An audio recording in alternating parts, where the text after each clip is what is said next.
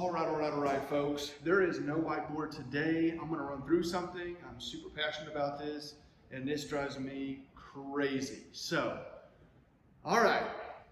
I had the privilege when I left college to have a very nice job. I had an amazing experience. After 3 years, I made more money than I ever thought I would.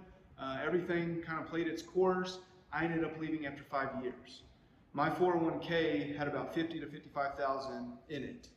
When I left, I cashed out that 401k.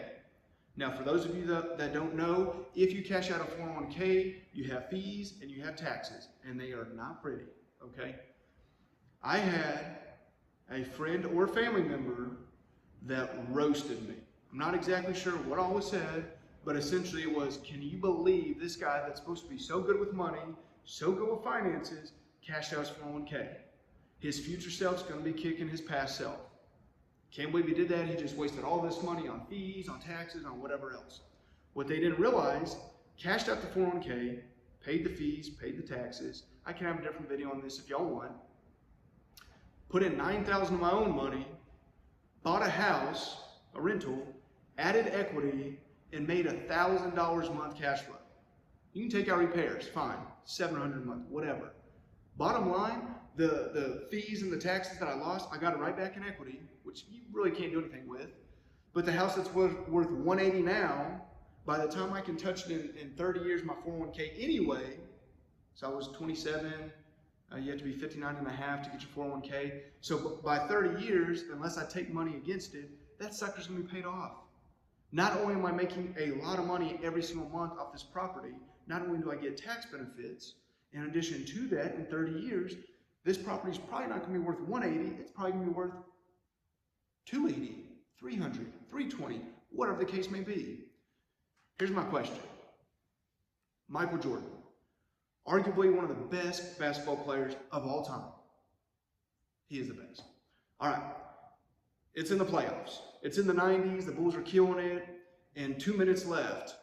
Goes to the sideline. All right. I don't know if that's what's called basketball, but just humor me. All right. Do you think he ever once walked up there and said, hey, my man, 5th row, what you think? Should I go left or should I go right? Huh?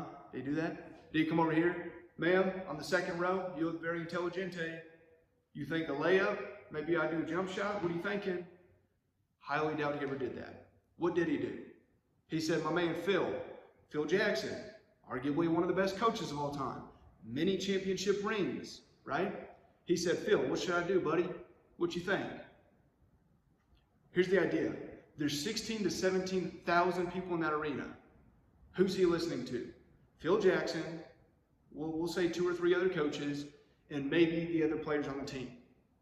There's 16 to 17,000 people in this arena, and he's willing to listen to less than 20. Why?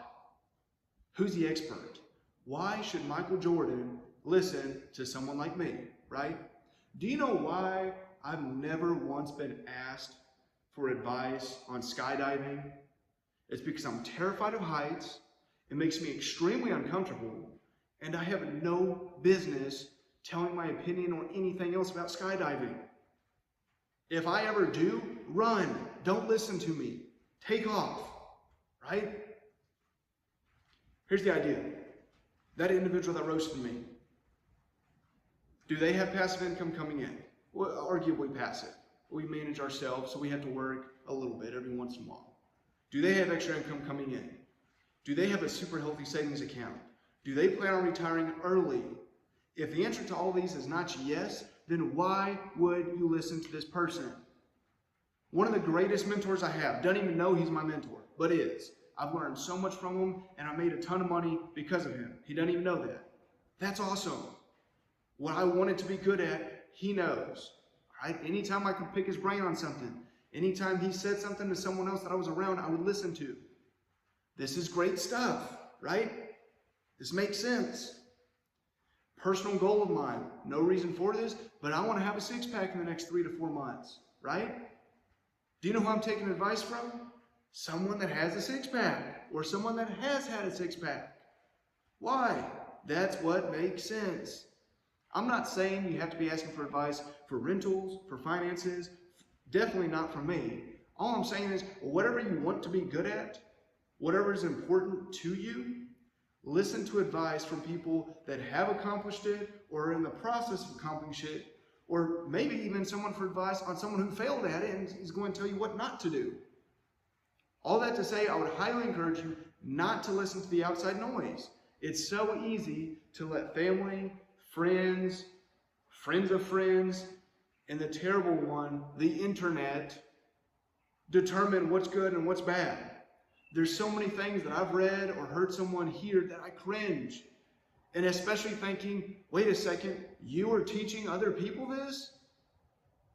That makes me feel bad for those other people. They're not even getting a good shot at it because they're listening to you and you're ruining it. Seriously, whatever is important for you, listen to people that have accomplished it or are in the process of accomplishing it. Don't listen to the outside noise. If someone doesn't know what they're talking about, then they should not be wavering the direction or your thoughts and opinions on the matter. So, clearly I'm very, very energetic and have a lot going on with my hands. So I really hope y'all consider this about life in general, not just finances, about anything. Y'all take care. Thanks for watching. Be good.